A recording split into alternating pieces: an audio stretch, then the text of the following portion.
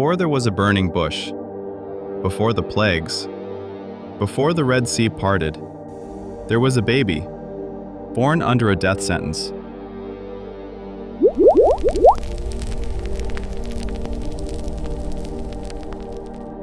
The descendants of Jacob had grown numerous in Egypt.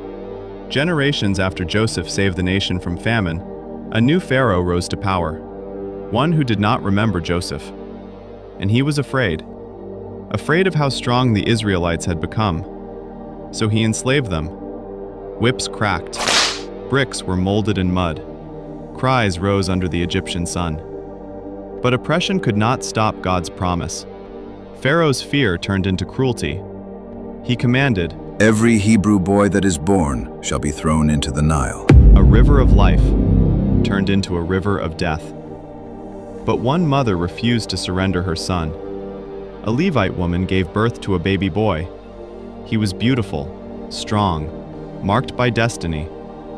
For 3 months she hid him, but when she could hide him no longer, she made a basket, coated it in tar, and placed her child inside, not abandoning him, but releasing him into God's hands. The basket drifts quietly among the reeds. Nearby, Pharaoh's daughter comes down to bathe. She hears crying, opens the basket, and sees the Hebrew child. Compassion replaces royal decree. She chooses mercy. The baby's sister, watching from a distance, steps forward. "Shall I find someone to nurse the child for you?"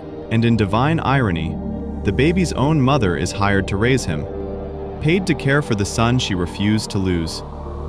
The child grows. He is brought into the palace, adopted as the son of Pharaoh's daughter, raised among wealth, educated in wisdom, trained in power. This Hebrew child now walks marble halls. His name, Moses, drawn out of the water. But though he wore Egyptian linen, he carried Hebrew blood. One day, as a grown man, he sees an Egyptian beating a Hebrew slave, one of his own people. Something ignites inside him: anger, justice, impulse. Moses looks left. He looks right. Seeing no one, he strikes the Egyptian and hides the body in the sand. In one moment, the prince becomes a fugitive. The next day, he tries to stop 2 Hebrews from fighting, but one replies, "Who made you ruler and judge over us? Are you going to kill me like you killed the Egyptian?" The secret is out. Pharaoh hears of it, and he seeks to kill Moses. The palace that once protected him now hunts him. The prince must run. Moses flees Egypt. 40 years. 40 long years had passed since Moses fled from Egypt. Once a prince in Pharaoh's palace, now a shepherd in the wilderness of Midian. Moses is tending sheep near Mount Horeb, also known as the Mountain of God. It seems like an ordinary day, until suddenly, a bush bursts into flames, but it does not burn up. The fire is alive, glowing, holy. Moses turns aside to look, and then, a voice calls from the fire, "Moses, Moses, "Here I am." do not come any closer. Take off your sandals, for the place where you are standing is holy ground." Moses removes his sandals.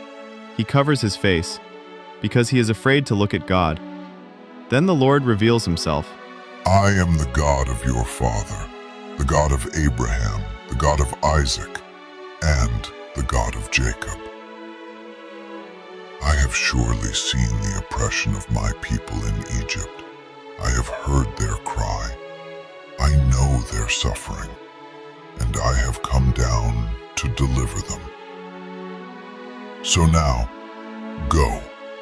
I am sending you to Pharaoh to bring my people out of Egypt." "Who am I that I should go to Pharaoh?" "I will be with you." "If they ask me who sent me, what shall I say?" "I am who I am." Tell them, "I am has sent me to you." "What if they don't believe me?" I'm not eloquent. I am slow of speech. Fear tries to silence destiny, but God answers each excuse with power. He turns a staff into a serpent. A hand becomes leprous and healed again. And finally, Who made man's mouth? Now go. I will help you speak. Moses had been hiding in the desert, but the desert became the doorway to destiny. The burning bush was not just a miracle, it was a calling, and Moses would never be the same. The same God who called Moses still calls today. He still sees suffering, he still hears cries, he still sends deliverers. And sometimes, the fire that gets your attention is the fire that changes your life. When God calls your name, will you say, "Here I am"? If this story strengthened your faith, like, subscribe, and share this video.